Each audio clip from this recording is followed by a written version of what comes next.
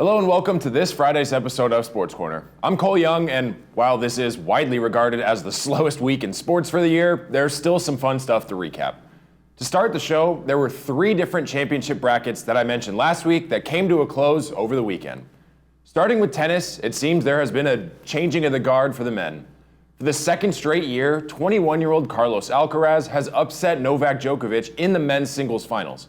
Like I said, these two met in the finals last year and had an absolute battle that lasted just about 5 hours before Alcaraz brought home the trophy. This year, Alcaraz dominated from the jump in a match that lasted just over 2 hours. He secured the 4th major title of his career, whereas Djokovic has 24 major titles under his belt. This Wimbledon victory comes just a few weeks after Alcaraz won his 3rd major title at the French Open. With the victory, Alcaraz is now the 3rd youngest man in the Open era to win 4 Grand Slam singles titles. It seems his career trajectory is off to an incredible start and could see him going down as one of the all-time greats if he continues in this direction. On the women's side of the bracket, 31st ranked Barbara Krejcikova upset 7th ranked Jasmine Paolini on Saturday morning and won her 2nd major title at Wimbledon. Her last major title win came at the French Open back in 2021, and she has battled with injuries since and even considered a complete career change at one point. Luckily, she stuck it out and brought home one of the most prestigious trophies in sports. Like I said, she entered this tournament ranked number 31 in the world, and this win propelled her up to 10th overall. This is her first time in 6 months being back in the top 10, and riding with the confidence from this win, she should be able to stay at the top for some time. Earlier, I said there were 3 different championships over the weekend, Wimbledon being one and the Euro Cup and Copa America being the next 2. On Sunday, we were treated to the finals for both Soccer Cup tournaments. At noon on Sunday, the Euro Cup final match between Spain and England kicked off. After a back-and-forth defensive battle in the first half, the teams entered halftime tied 0-0. It took only 2 minutes for Spain to start the scoring in the second half, though, when Nico Williams' left-footed shot from the left side of the box drilled the bottom right corner of the net, putting Spain up 1-0. In the 73rd minute of the match, England's Cole Palmer hit the equalizer, and with just about 20 minutes left, the score was all tied at 1-1. Spain's substitute Mikel Oyarzabal scored the game's final goal after he struck in the 87th minute to give Spain a dramatic 2-1 win over England. Spain claimed a record 4th Euro crown and their first major trophy since they won the last of 3 consecutive titles in 2012. For the Copa America, just like the Euro Cup, there was no scoring in the first half, and Argentina and Colombia entered halftime tied 0-0. Unlike the Euro Cup, however, there was no scoring in this match until the 112th minute when Argentina's Lautaro Martinez finally ended the tie and secured the victory for Argentina. It was a dramatic match with both teams having several scoring opportunities that never came to fruition. To add to the dramatics, Argentina had to pull off the victory without superstar Lionel Messi. Messi went down with an ankle injury in the 66th minute of the match and was visibly distraught that he had to leave the field. But his teammates were able to back him up and pull out the victory. Argentina now has a record 16 Copa America titles. This was also their 3rd consecutive major trophy in a row after winning the Copa in 2021 and the World Cup in 2022. Now, for soccer, all eyes are on the Olympics. While baseball might not be in the Olympics this year, the MLB is still putting on spectacles. This week was one of the best weeks in baseball with the Home Run Derby and the All-Star Game. Monday night was the Derby, and Los Angeles Dodgers' Teoscar Hernandez brought home his first Home Run Derby title in his first ever appearance. It was a dramatic finish as Hernandez narrowly outlasted Kansas City Royals' Bobby Witt Jr., beating him by just 1 home run in the final round. Hernandez is now also the first Dodger in history to win the Home Run Derby. Then, we were treated to the AL vs. NL All-Star Game on Tuesday night.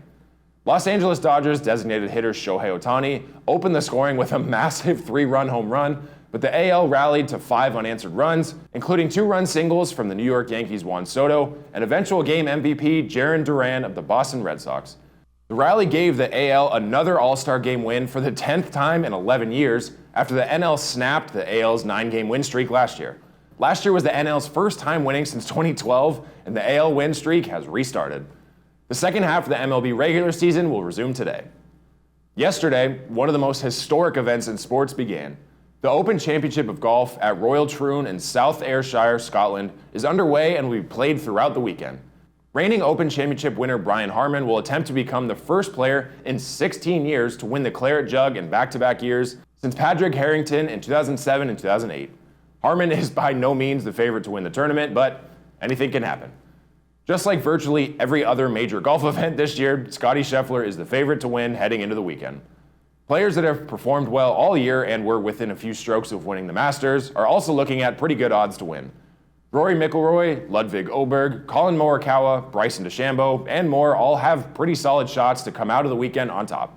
Be sure to tune in to the Open all weekend, as this is a historic event at an incredible course. If you missed it a few weeks ago, LeBron James has re-signed with the Lakers. This move came after the Lakers drafted LeBron James' son, Bronny James Jr., with the 55th overall pick in the NBA draft.